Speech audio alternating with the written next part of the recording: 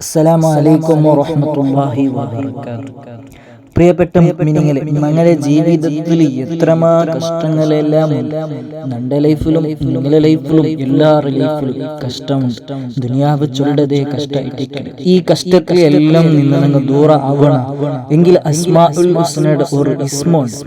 ആ ഇസ്മ നിങ്ങൾ ഇശാ നിസ്കരിച്ചാൽ പിന്നെ 129 യാ ലത്തീഫ് യാ അല്ലാഹ് ചൊല്ലവർ ഇസ്മ അല്ലാഹുവിന്റെ ഒരു പേരായിട്ട് യാ ലത്തീഫ് യാ അല്ലാഹ്.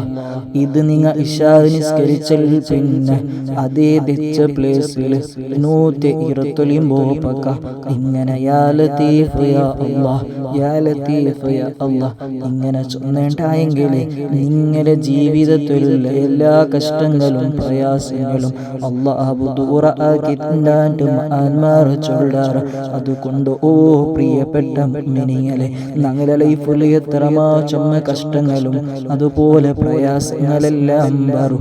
അത് ആരട്ടും ഷെയർ ആക്കണ്ട. അല്ലാഹു പൊറട്ടിക്ക് മാത്രം നിങ്ങൾ ഷെയർ ആക്കറോ.